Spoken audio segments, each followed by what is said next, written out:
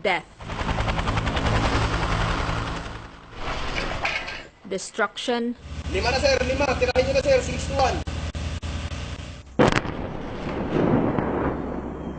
Sinira-sira nila ang buwan ng Ramadan. Sana maparusahan ang subla pa sa parusahan, may parusahan ni Allah. despair. We're in a Muslim cemetery in Marawi City. The remains of 27 bodies recovered from the battle zone are buried here. Local terror groups attempt to take over the Islamic city of Marawi in southern Philippines during the holy month of Ramadan. What do they want? Establish a caliphate where ISIS or Daesh will rule.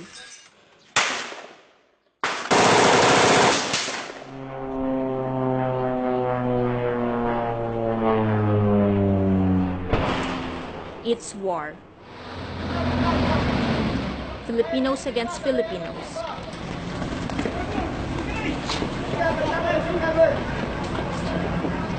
Soldiers, terrorists, battle over territory and flag.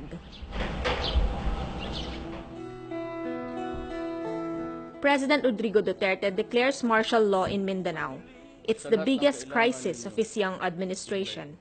Armed Forces Chief General Eduardo Año vows to use his new powers to defeat the enemy. We will use the special powers of martial law to defeat this Maute group and other armed groups who have connived to rebel and trying to dismember this part of the territory from the Philippines.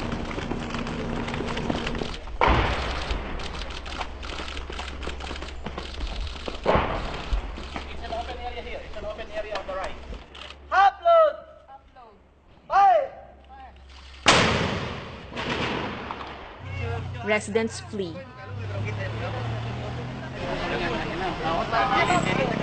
The once bustling Islamic city turns into a ghost town.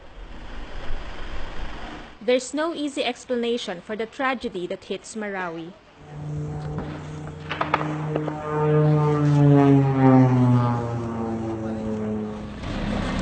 The clashes start in a village called Basak Malutlut, where the military spots a most wanted terrorist leader and moves in to take him.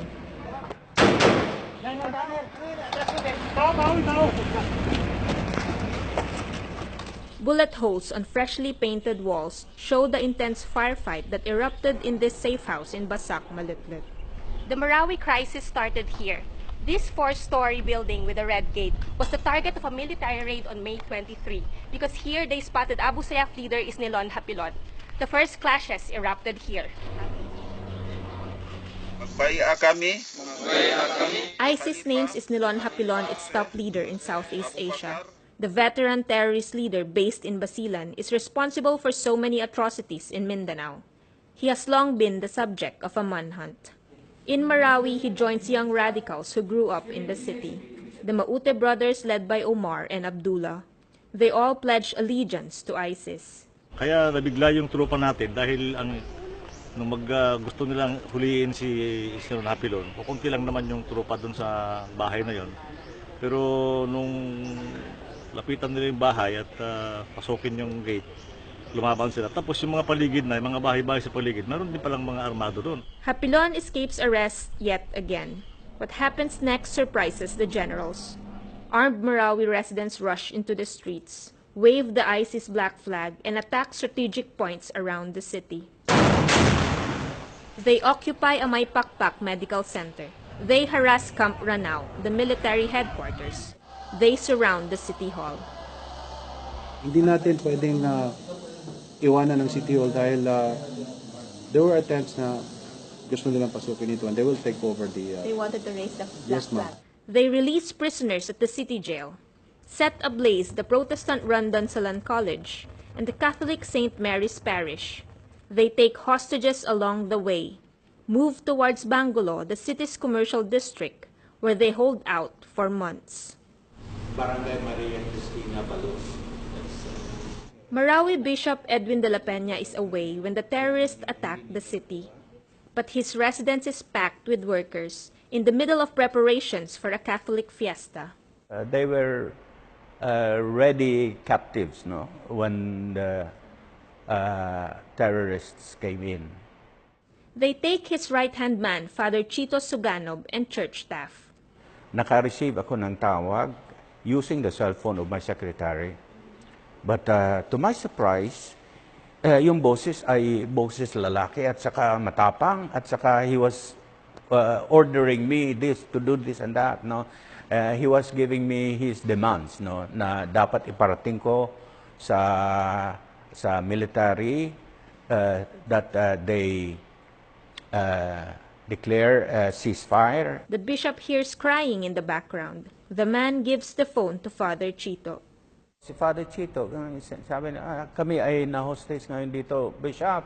The bishop gets in touch with the military and receives instructions to keep communication lines open. I called back.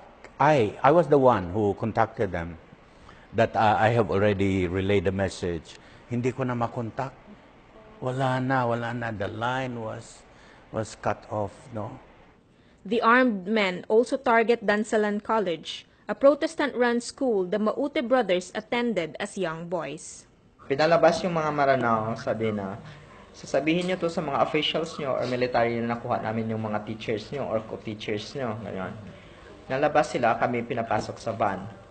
Pagpasok sa van, sabi niya, siyempre nag-iiyakan na yung mga babae as well as kami din. Oh. Father Chito is also forced into the van, and off they went to Bangulo. Ikot-ikot, then may stopover kami in Bangulo. Yun yung natakot kami kasi parang pinaline kami. Sabi nila, lumabas kayo ng van, mag-line kayo. Akala nga namin doon na yung parang execution na tinatawag. Baka babarilin na lang kami doon. For days, the bishop fears Father Chito is dead, until the 8th day when he appears in a terrorist propaganda video. Please consider us. We want to live another day. Want to live another month. Want to live few years. This is Baloi Bridge in Marawi City. At the height of the war, it is one of the 3 critical bridges in the battle area. It has seen a lot of fighting and death. It's still day 1 of the siege, but it is already close to midnight. First Lieutenant Geraldo Alvarez takes 2 armored vehicles and 19 men with him to rescue a wounded officer and bring in reinforcement troops. Paglabas ko ma'am dun sa sa brigade, nakakahinala na lahat ng paligid ma'am. The bullets come flying as soon as they reach Baloi Bridge. Yun nga lang ma'am, habang nagmumove ako dun sa tulay, may hinarang silang sasakyan. So dun sa sasakyan na yun, nagkataon ma'am na kayang-kaya namang banggain ng tangke ko ma'am. So binangga ko siya. Nakapasok ma'am yung tangke. Inside enemy territory, he learns that military armor can only do so much against rocket-propelled grenades or RPG. Kailangan kong umatras. Kaya nung nang-aatras na ako ma'am, doon may parang minaso na ma'am yung vehicle ko ma'am na RPG na pala ako ma'am. Hindi pa ako nakakalayo ma'am ng mga nasira na ma'am yung vehicle, hindi na gumana. So pag hindi nagana ma'am, sinundan naman nila kami ma'am. So pagkasunod, sabi ko kailangan nating lumabas ng tangke. Thus begins the biggest battle of their lives. Their training, his leadership, are put to the test.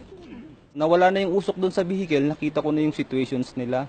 So doon na yung isa nakahandusay ma'am, nung paghila ko si late Private Porlas, pag sinasandal ko siya, humiwalay man ma'am yung bewang niya kasi noon. So idinikit ko na lang ma'am. They apply first aid on each other while they repel the attacks. Kahit na yung mga bulag ma'am, so sila ma'am yung pumuputok. Kumbaga sinait ko muna ma'am yung nila, yung baril nila. Sabi ko wag na nilang galawin, kakalabitin nyo na lang, gamitin nyo na lang yung sense of hearing nyo. The rescuers need rescuing, but by then troops can't cross Baloi Bridge anymore. Yung isang tropa ko ma'am na may putol ng paa, sabi niya, sir, uhaw na ako. Dahil hindi man, pagka ganun na masyado na yung wounded niya, hindi masyadong pinapainom. So parang deep lang ng konti, ganun. So umikot na naman ako ng sector, kaso pagbalik ko naman sa kanya, parang inaayos na lang niya yung sarili niya hanggang sa yun, parang nalagutan na siya ng hininga. A chopper comes for them, but enemy snipers force the pilots to leave. Alvarez and his men take cover inside houses nearby. They try to restore the vehicle, but to no avail. They are on their own for days. Kami ma'am yung doon, bumabagbag. Hanggang sa napagod na ma'am yung yung gunner ko ma'am kasi yung driver jajacking palagi yan tapos yung gunner sila lang yung bumabagbag doon sa mga snipers ma'am. They run out of bullets. The driver volunteers to get what's left in the other vehicle. Nung isasampa niya na doon sa vehicle, tinamaan siya sa tagiliran ma'am. Nung tinamaan sa tagiliran ma'am, nakapasok pa siya ma'am sa loob ng vehicle. So, nakapag-jacking pa, sabi ko, okay lang, okay, hindi gaanong malala yung tama niya, ma'am. Kaya lang napansin namin, ma'am, yung jacking niya, yung atras sa banti niya, iba na. Hanggang sa niradyuhan na ako, ma'am, na nalagutan na siya ng hininga, ma'am. So, yung nadala niyang bala, ma'am, yun, ma'am, yung nakapatay, ma'am, dun sa mga pilit na lumalapit, ma'am, dun sa amin, ma'am. Enemies burn the houses troops are occupying. Alvarez loses another man to enemy snipers. Bumalik ma'am yung Air Force, pinakawalan niya ma'am yung rocket niya dun sa north ko, tapos dun sa may east portion ko. So, ma'am, at least natamemi ma'am yung mga kalaban dun ma'am. After several failed attempts, rescue finally comes on the 5th day. Sumisigaw sila tropa, hanggang napapaulan din sila ng bala ma'am. Bullets rain on them as they move towards the extraction point, where choppers are waiting. Na doon kami nagkita-kita, so yun, halos din na nila makilala kasi parang uling na yung itsura ko nun ma'am. Alvarez brings home 15 of the 19 men he brought with him, a remarkable achievement in the battlefield. He is nominated to receive the highest combat award, the Medal of Valor. Feeling ko tinulungan talaga kami ng Diyos kasi parang nilayo kami talaga ma'am sa mga tama ng balas. It will take the military 2 months to regain control of Baloi Bridge. The bloodiest day of the war happened here, when 13 Marines died on June 9, 2017.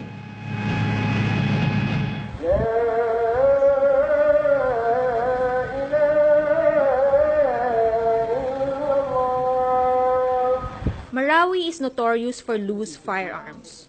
It took a while for residents like Abdul Moheming to realize it isn't the usual rido or clan war anymore. Sana rin na for this sa bakbakan. Kaso lang ito, sobra na ito.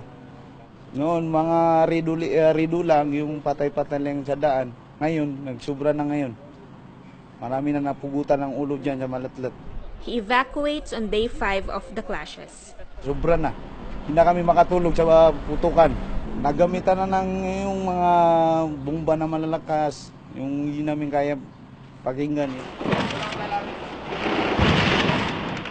But escape is not as easy for others.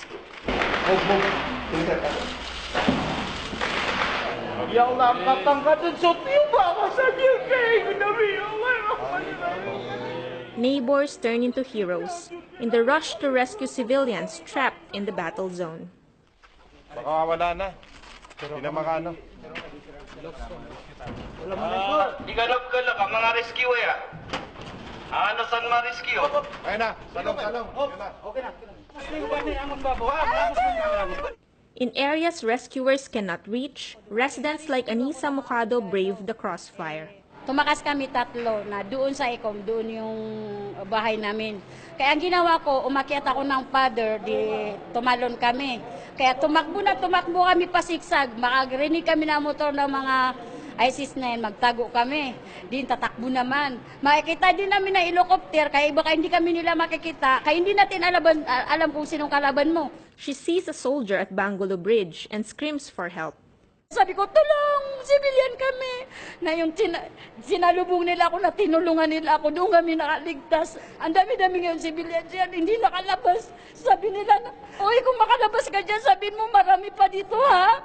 Oo, sabi ko, opo. In the middle of all the violence, residents like Norodin Alonto Lukman and his niece make a stand to defy the radicalism the terrorists espouse.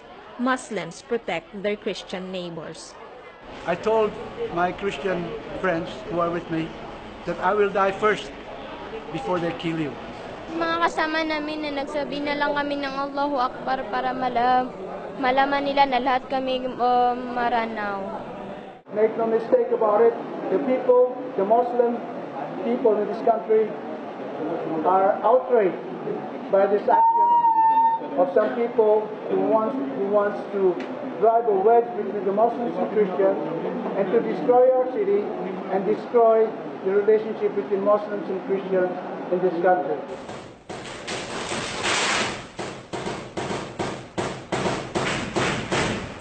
Back in the safe house in Basak, Malutlut, the military recovers a video showing Hapilon and the Maute brothers planning the attack, along with Malaysia's most wanted militant, Mahmud Ahmad. It confirms the foreign fighters are in Marawi.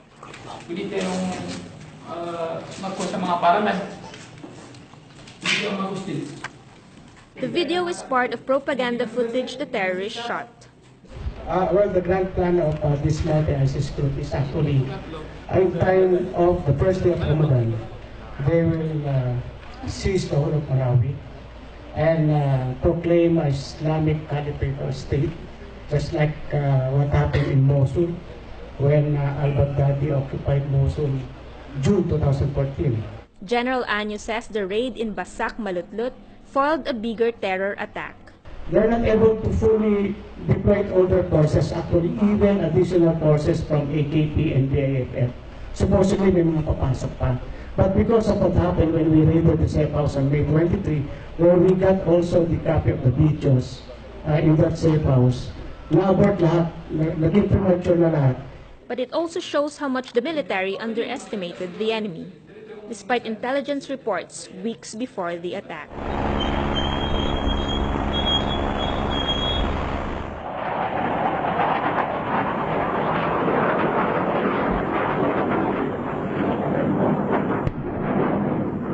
The military operations are led by men who hunted down Hapilon for years.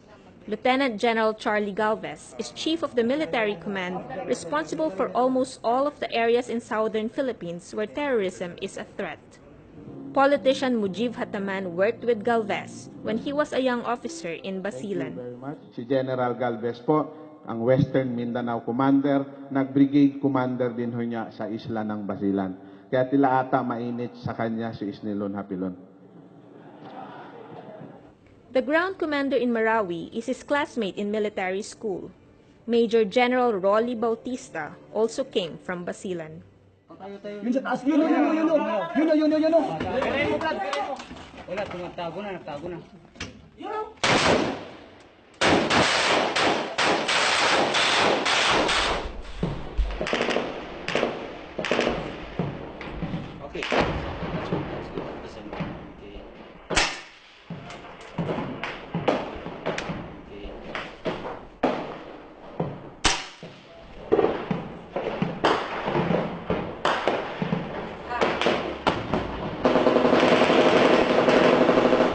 This is how the war is fought here in Marawi City. It is urban warfare. The main battle area is about 200 meters away. The Marines here, who are used to fighting in the jungles, occupy tall buildings. And snipers here bore a hole on the wall so they could have a view of the main battle area. Gentlemen, kung nakikita nyo ang hirap na sundalo, pag-clear niya lang sa baba, buhos, minamaso niya yan, yung kabilang dinding, dahil pagka kumaliwa ka ng kanan, nandun ang sniper. So ang ginagawa natin, binubutas natin yung dinding. Ganun lang kahirap.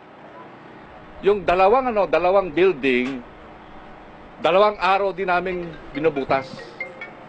Ang dami namin namamatay sa pagbutas lang ng isang building.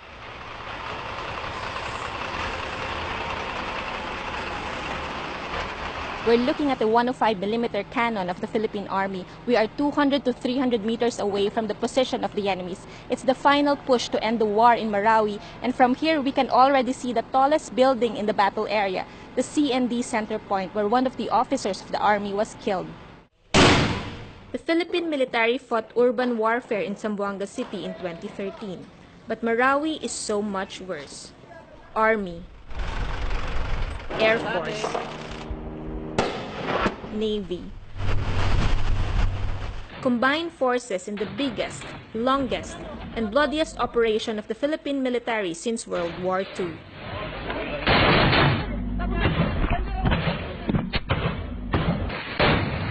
Allies come to help. US, Australia, fly surveillance planes to help locate the enemy. China sends rifles. The mission is complex. Neutralize the terrorists while making sure the hostages are safe. the military resorts to airstrikes, horrifying residents like Normira Pangarungan who fear bombs will destroy their homes or kill loved ones still trapped in the battle zone. Kasi magbumba-bumba sila. Mas lalo ngayon, paano sila? Kung may natira pang isang, dalawa, tatlo, patay na. Yun ang problema ko man. Kahit nandito ako na parang nandoon ako, gusto ko pa pumasok doon. Alang-alang sa pito. Kahit hindi pwede na kasi mahal ko man yung mga kapatid ko. Yun ang panganay. Weeks later, she is reunited with her family, but her nightmare is all too real to the military. At least twice, bombs accidentally hit troops.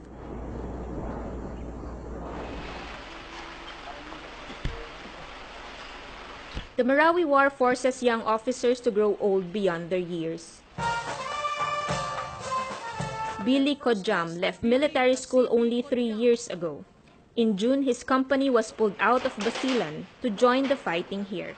Nanibago ako, ma'am, kasi siyempre wala pa akong masyadong experience sa urban warfare, ma'am. Ano ba yung pinakamahirap sa urban warfare? Sa urban warfare is sniping, ma'am. Tapos yung labasan nila yung bahay, ma'am, gumawa ng butas, abangan yung butas nila, ma'am. Tapos pag pumasok yung tropa, doon na nila puputukan, ma'am. He won't forget his first battle in Marawi. The mission: clear this green building that served as an enemy stronghold, as shown in videos recovered from the enemy. Nung unang attempt kasi namin, ma'am, is meron pala dyan, ma'am, sa likod. Nakapwesto yung kalaban. Hinintay lang kaming dumikit, ma'am. Then, firefight talaga, ma'am. Yung nangyari, hindi lang sniping, ma'am. Tapos, explosions din sa mga M2 o 3 ng kalaban, yung ibang naka-wounded sa tropa namin, ma'am. Colonel Mon Almodovar is Kodjam's battalion commander. Nung mga first days kasi, few days, very strong pa yung defensive pa ng kalaban. And ang na-assign sa amin is i-clear yung dalawang building na matataas dyan sa harap, yung pagpasok mo dito, yung nasunog na building na kulay green yung roof. Dito, ma'am, naipit kami dito, ma'am, sa first floor. Pagpasok namin sa first floor, ma'am, is may kalaban na pala sa second floor at saka third floor, ma'am. Pinapasok lang kami sa first floor. Hindi na kami maka-extricate. Ang last option ng mga nilabat ko at saka yung company commander ko, ma'am, is putukan yung second floor at saka third floor habang nag-extricate kami, ma'am. Pinasok yung dalawang tangke, dumikit kami dun sa tangke, ma'am. Then dahan-dahan kami umatras, ma'am. It will take them 4 attempts in a span of 3 days to take the building. Ang tropa namin, pabalik-balik lang, sige, wounded, balik ulit. 1 soldier is killed. Firing. Troops push on and learn new tactics along the way, but so do the enemy. The mosques make good hiding places. We are limited to strike yung mga mosques o kanyonin natin, bombahin natin yung mga mosques. So because of yung ating cultural sensitivities and respect for religion, safe na safe pa rin sila dyan sa ilalim ng mosque, sa basements niya. They also bore holes and dig tunnels. The military can pound buildings with airstrikes, but enemies can move from one building to another using these. So nung una, hindi sila naghuhukay. Eventually, habang tumatagal, naghuhukay na sila, nagtatunnel na sila. So, kumbaga, nag-i-improve din yung kanilang mga tactics at mga techniques. So, kaya tayo, we have to adapt din sa kanila, based din kung ano yung tactics ng kalaban. Oh, may tao sa likod ng 621, kamo. 2, 3. Bilisan mo, singit ka muna. 3. Sir, may kalaban doon sa may 621, sir, sa likod. 3, over. Sir, may tumawid galing 1S, papunta 4. 621. 4 na, sir. 4 na, sir, 4 na. 5 na, sir, 5. 5 na, sir, 5. Tirahin nyo na, sir, 621.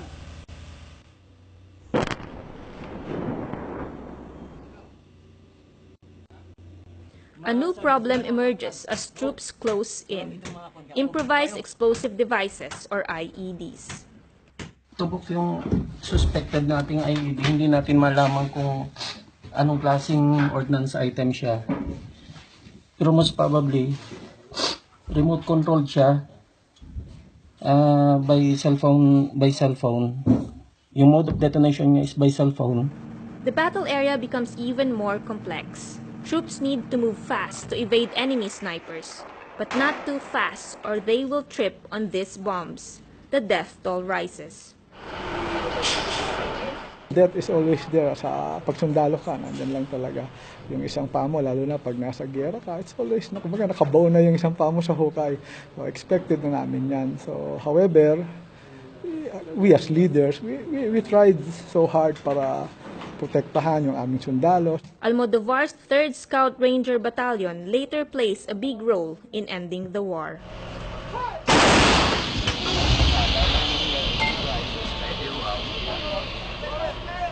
Galing kami sa Buteg, yung sa Kuan. Oo, matagal na yung ilang buwan na yung ngayon. Lumikas na yung mga ISIS. Dito sila nag-transfer. Eh, sabi ko, bakit ganito na kahit saan tayong pumunta na may ano? The war against ISIS-linked groups in the Philippines did not start in Marawi. It's in Butig, where the Maute brothers operated for years. It just so happened that the mother is from Butig. Nung napag-isipan nila itong plano nila, dito sila pumunta sa Butig. Nangyari lang siguro, I guess, na dahil malawak yung bundok namin, at saka medyo may kalooban ito, dito sila nagtatago kasi medyo malayong abuti na military. Butig is no ordinary town. It's host to one of the biggest camps of the Moro Islamic Liberation Front, the country's dominant Muslim rebel group. This is how the peace process is connected to the war in Marawi. The father of the Maute brothers was once a member of MILF. He and his sons rejected the political solution the group espouses, the creation of a new Bangsamoro region that will give Muslims wider powers over their land. The Mautes prefer the radical ideology of ISIS and decide to carve their own territory. MILF Peace Panel Chairman Mohagher Iqbal says they work to counter the spread of ISIS ideology. Only the factor of the MILF is preventing the Maute group to recruit so many people to their side. But delays in the peace process erodes the MILF's influence, especially among the young. The leadership of the MILF belongs to the first generation of leaders, and they are advocating for the political resolution of the conflict in Mindanao, which government has not yet complied fully, especially the passage of the BBL. So in terms of moral ascendancy, I think the Maute group is taking something from the moral ascendancy of the MILF. It's become a battle for legitimacy. In 2016, the town that enjoyed relative peace since the MILF embraced the peace process becomes a battle zone once again. We're here at the Municipal Hall of Butig Town in Lanao del Sur. Last week, the Maute group occupied this abandoned municipal building and for the first time raised the black flag of the ISIS. Hapilon joins the Maute brothers in Butig. They receive funding from ISIS. Foreign fighters also come to help. Clashes moved to Piagapo in April, and then Marawi in May.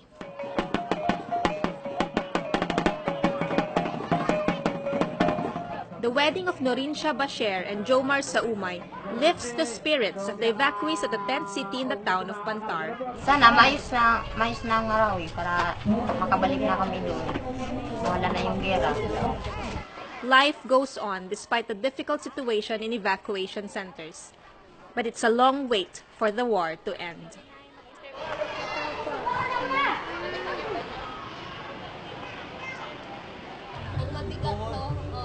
Inside the battle area, hostages learn to live with their captors. Lord Vin Acopio is tasked to tend to wounded Maute fighters. Dr. Omar. Hindi nila alam, hinuhulaan ko lang yung pinagagawa ko. He laughs to cope. Nakadanasan ko nga na halos 3 days na hindi nakatulog kasi may mga patients na dagsaan. Siyempre, monitor mo yung gamot. monitor mo yung kailangan niya kasi kakaidlip mo, sabi niya, ihi ako, mga ganyan. Or matutulog ka na sana, sabihin niya, kakain ako, mga ganyan. So, alas 3 days, yung parang lasing ka or nakadrugs ka na hindi mo alam. Bombs are dropping everywhere.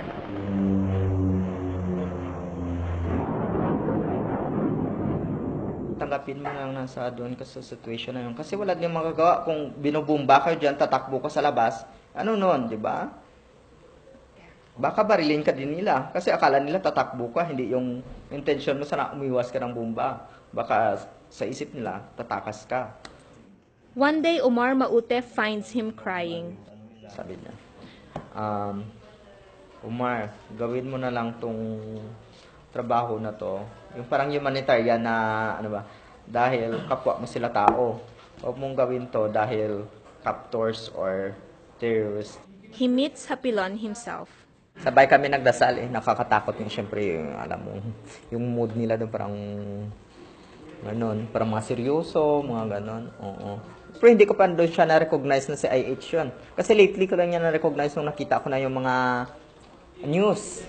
They learn to pray like Muslims, but all the while they plan their escape. Pero before that, may mga plans na talaga kami ni Father. Inihintay lang namin na medyo malapit lang yung operatives. Kasi mahirap naman na tumakbo ka dyan or tumakas ka na, andun pa pala sa milya-milya yung layo ng mga sundalo.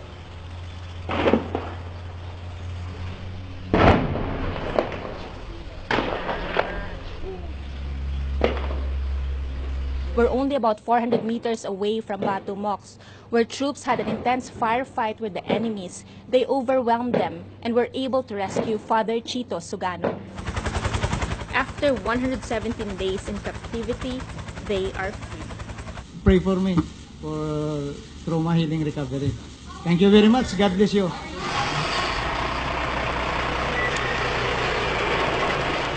Troops push forward day by day. The last of the enemy's strongholds fall one by one.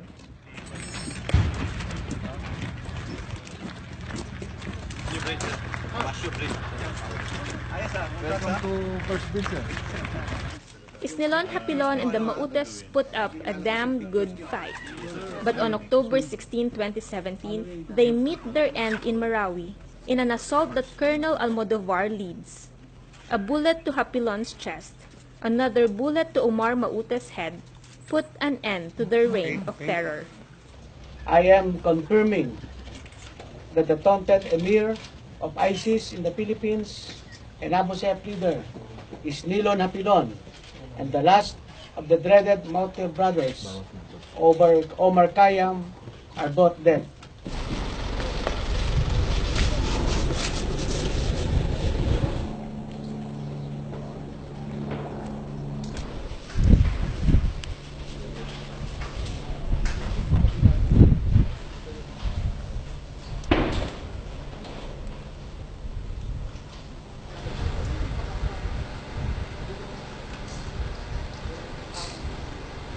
This is what's heartbreaking going inside the battle area. We see how houses are destroyed, and we're seeing human skeletons among the debris, still to be retrieved from the battle area. The crisis is not over. Beyond rebuilding homes and burying bodies claimed by the longest war since World War II is an urgent cry to address the root cause of conflict. There are boiling issues to resolve to prevent Marawi from happening again here or elsewhere. Carmela Fonbuena, Rappler.